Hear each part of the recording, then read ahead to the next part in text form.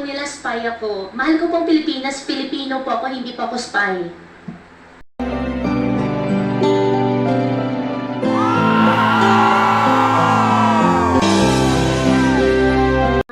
Disclose too much because I have 8 pending cases po at the court din po.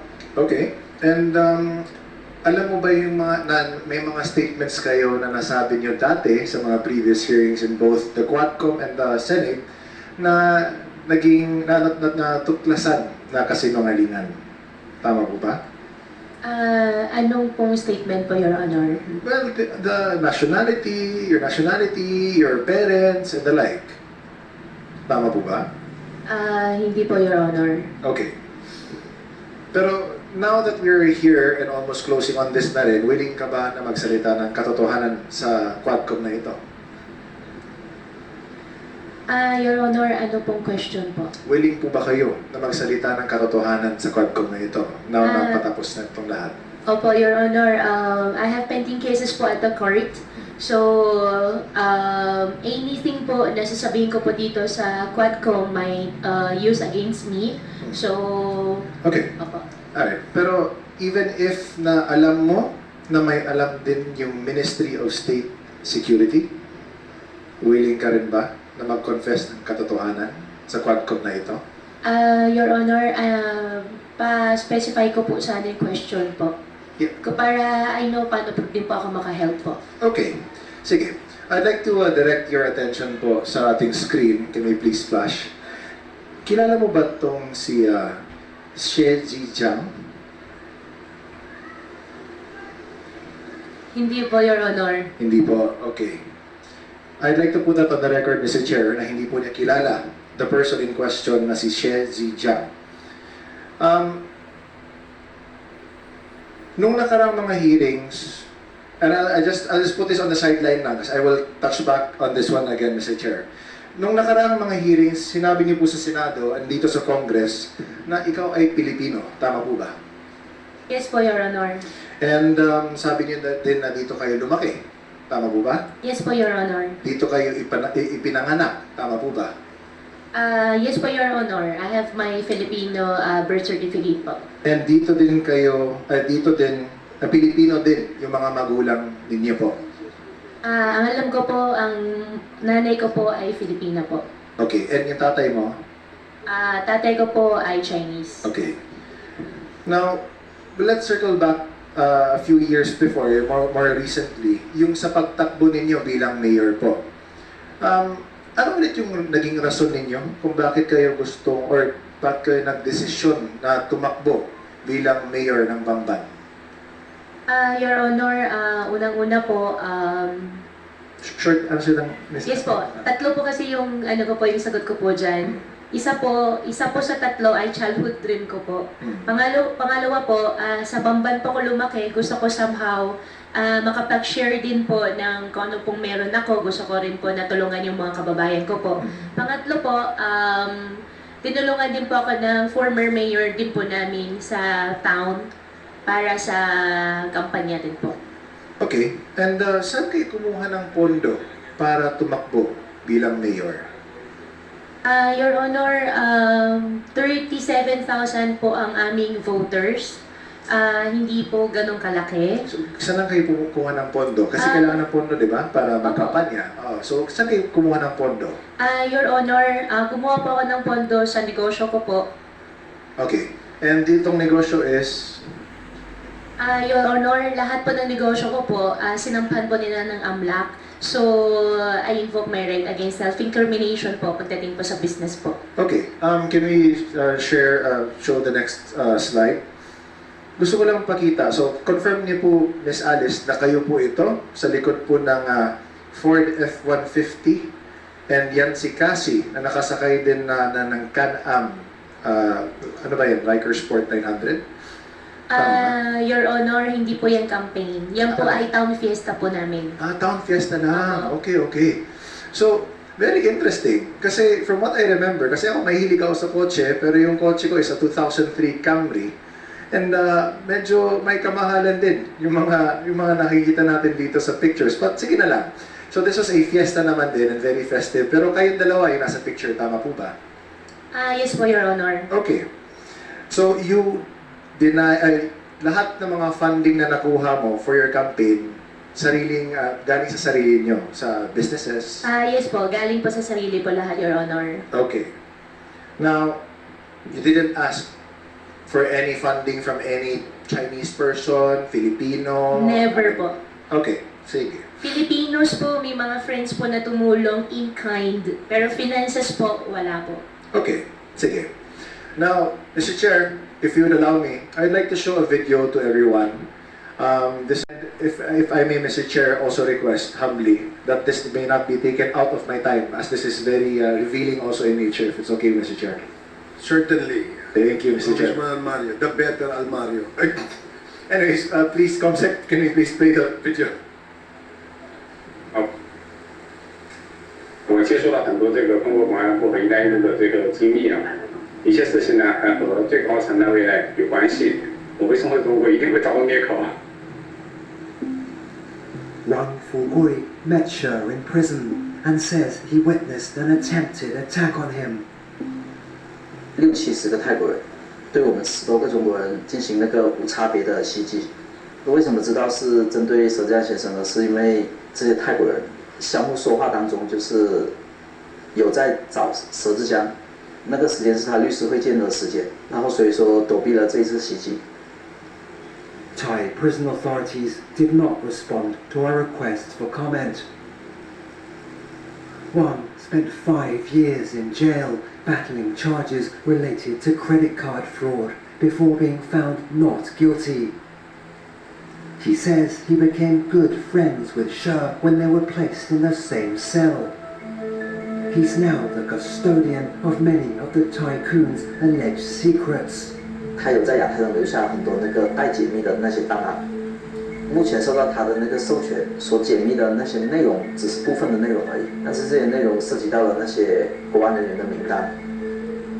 He allows us to take a look. One file in particular catches our attention.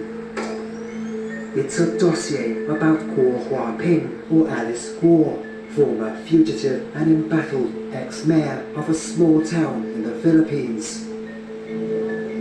Now in police custody, Guo is being investigated for alleged ties to scam operations and money laundering. He's also accused of being a Chinese spy. 菲律宾的这个郭海平的，我用这个手机呢跟他通过话，当时呢他就。 Sher says Guo once asked him to help fund her political campaign. 那我更不想得罪这个菲律宾政府了，所以一直就或者没有给钱。 Guo has repeatedly insisted she was born in the Philippines, a prerequisite for office holders in the country. But Sher's dossier lists China as her place of birth. Guo had previously claimed she's the daughter of a Filipino woman. But according to this document, her mother is a Chinese citizen called Lin Wenyi. The dossier also lists a family address in China's Fujian province. This is what our researcher finds when he visits the local office of the Chinese Communist Party. At a nearby village, residents shown photographs of Guo recognize her as the daughter of Lin Wenyi, the same name that appears in Sher's dossier. They say Guo was born here and only moved away towards the end of 2002. Sher says he has a message for the former mayor. 郭海平跟我守得信的，我们两个你看看，曾经都为这个国安部卖命，你看看我的下场。要想不被灭口呢，对吧？真相呢，得告诉全世界。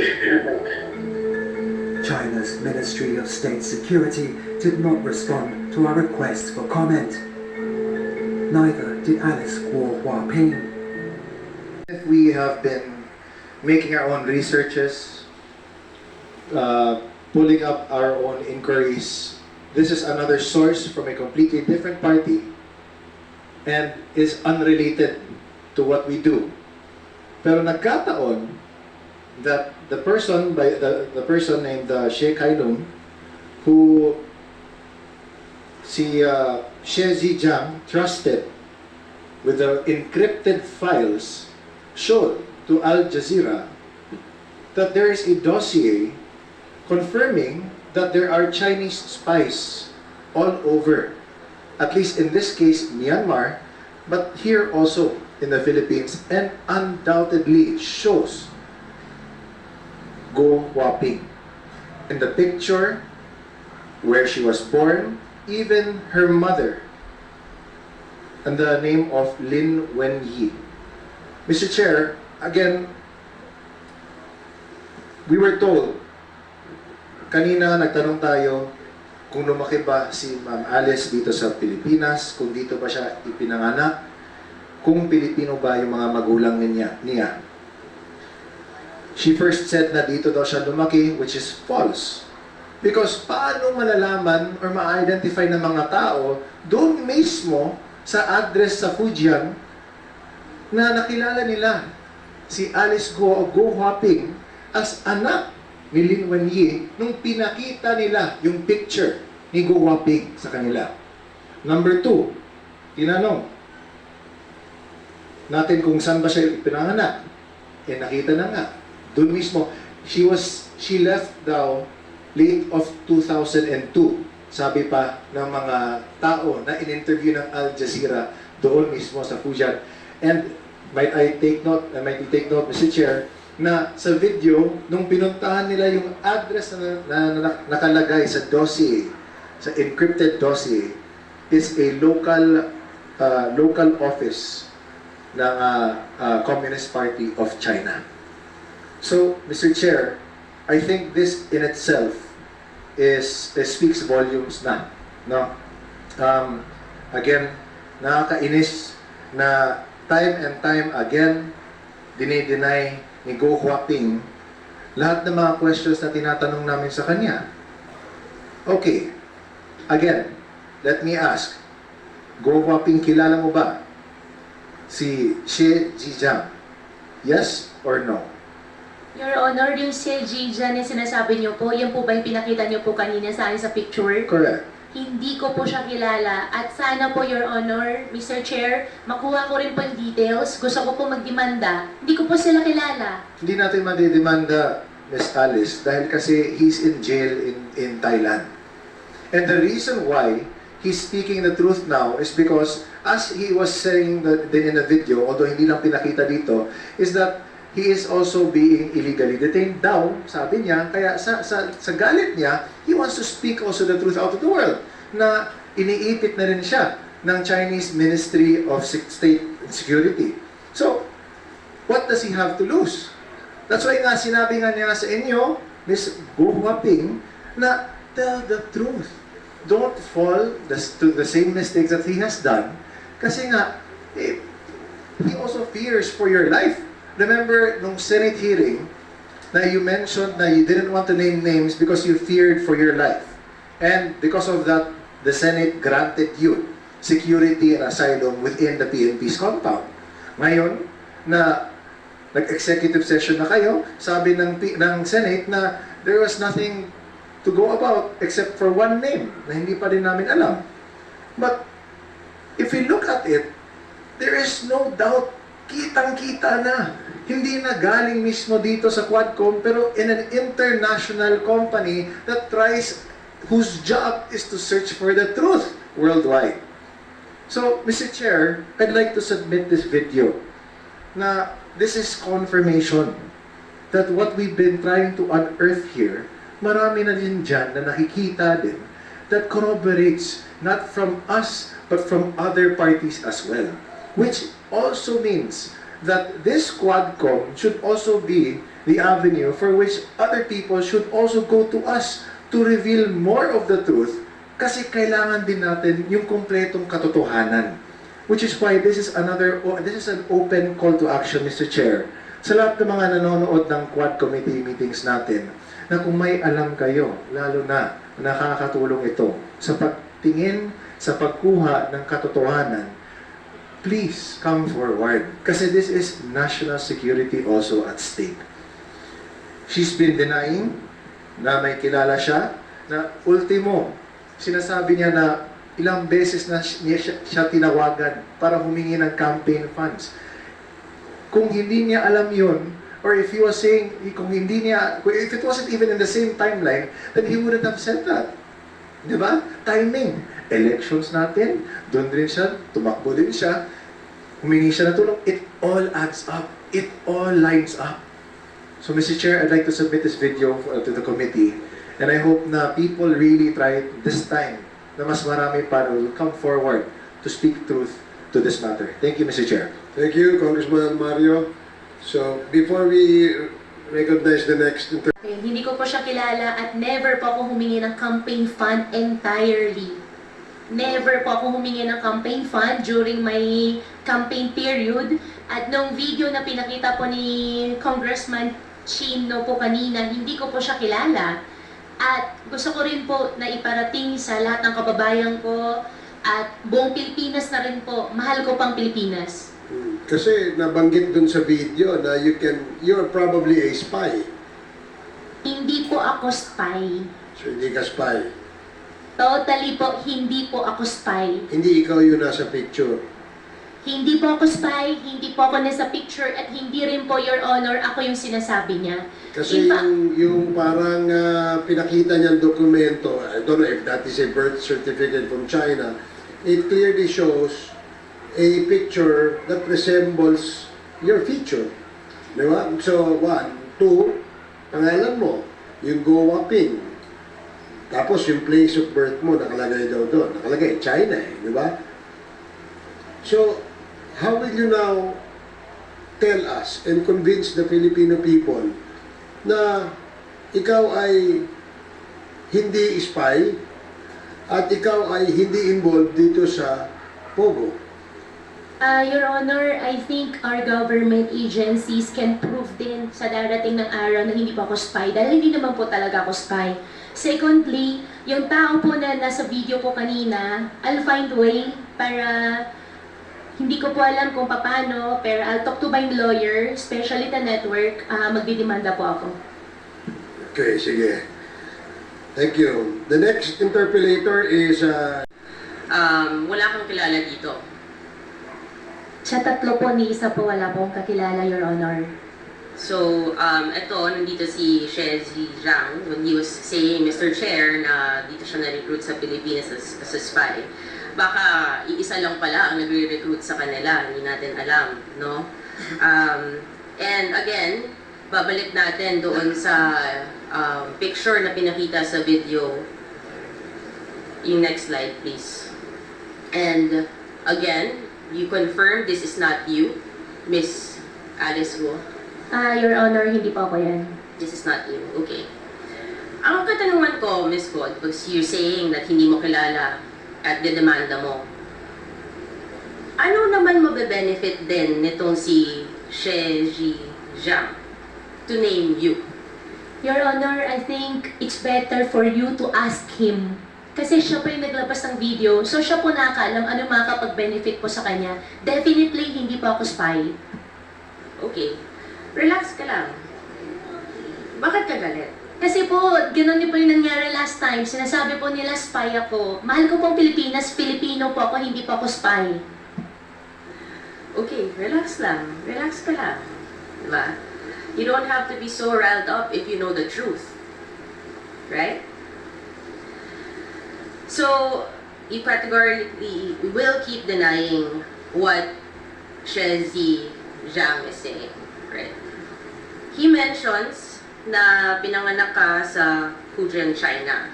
And na nanay mo si Lin Wenyi.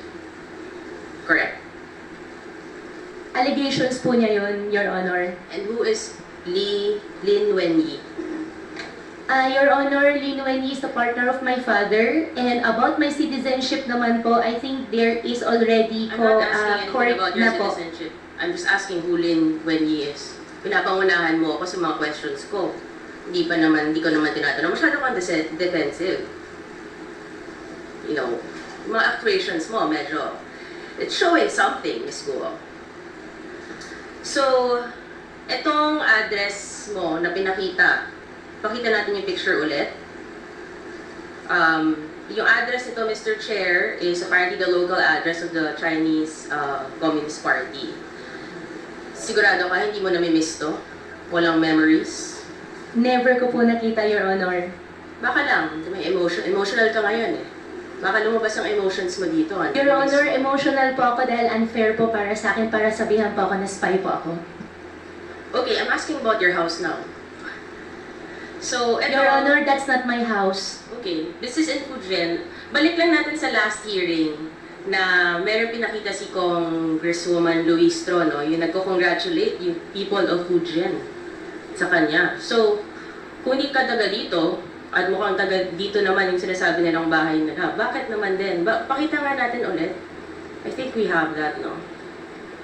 That the people of Fujian was congratulating the first mayor na naging mayor dito. Yan.